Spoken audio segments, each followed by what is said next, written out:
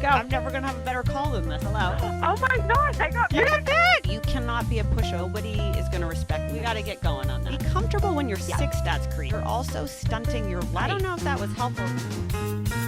This is Work Like a Girl. I'm Erika Nardini. This is our call-in show where we dispense all sorts of advice to women and all sorts of people who want to get ahead in their career. Hi, Annie. How you doing? Hi. Hi. What's going on?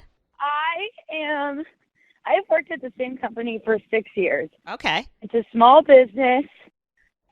I'm pretty, I would say, overworked, underpaid. I've worked there since I graduated college. So when I was first graduated, it was fine. Now I'm like, I feel like I'm being used at this point. Okay. What do you do at this company? I just got it's a letterpress print shop. Oh, I love that. And I'm a production artist. Okay, that's cool. It's cool. I've really liked it in the past. Yeah. And I just got a new job opportunity to start after Labor Day. Okay. That's better pay, and I think I will be and it's part-time remote, or it's partially remote, which I think I'll like a lot more. Are you out of breath, Annie? Yeah, I'm sorry. I'm pregnant. I'm pregnant too, which adds into it. Oh, isn't that the worst when you just cannot get any air in your diaphragm and you're like, I'm just going to try to blurt out this entire sentence without being like, okay. Exactly. Okay, so you got a new job. Another factor. Okay. Well, I got a new job, and the person is okay with the fact that I'm pregnant. Well, it's like, the that's law, cool. So they should be. Yeah. It's not like you're going to That swallow too. that thing. Okay. So I have to quit my job, and I'm going to do it like this week. And my boss, I'm just freaking out. Okay. What's your boss going to say? Everybody that's worked at my company that's quit, he's ended up like essentially being like, oh, I hate them, da da da da. So I know that at the end of the day, it's going to be like a toxic goodbye. Okay.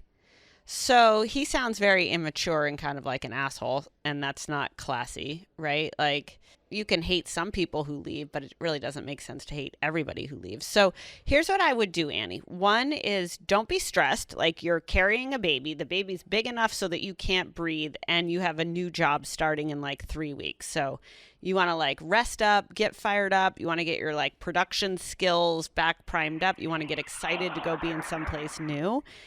What I would do is just be straight. Like, make yourself a deadline. Say this, by this Wednesday or by Friday, right? You're going to say, by Friday, I'm going to get a one-on-one with your toxic boss.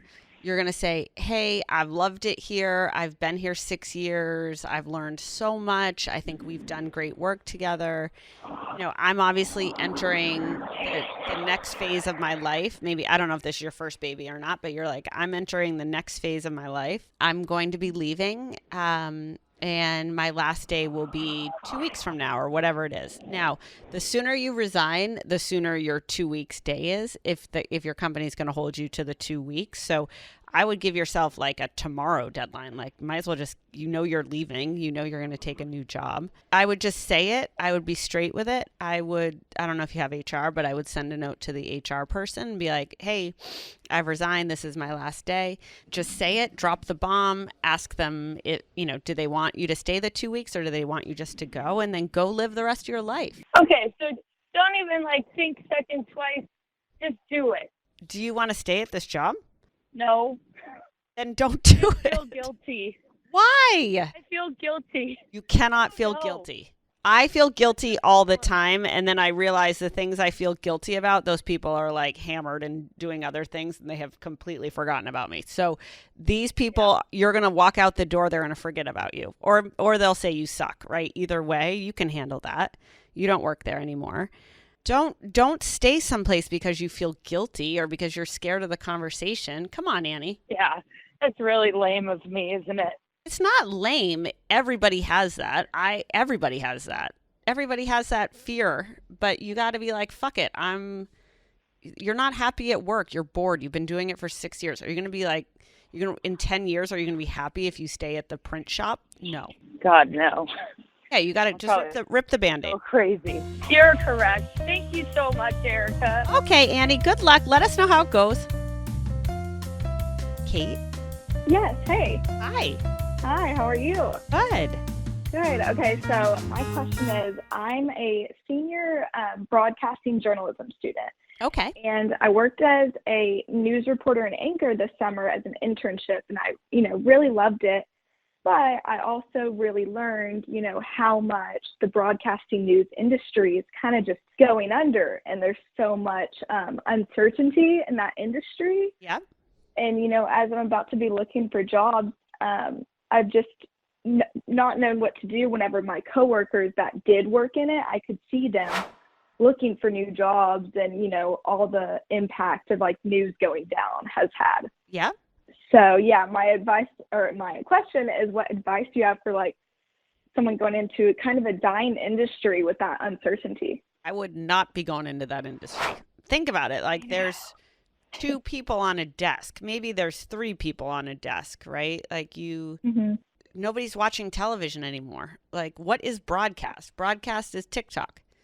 So you are the future, right? Like you haven't even graduated from school yet. You haven't even had your first real job yet. So why not find a job?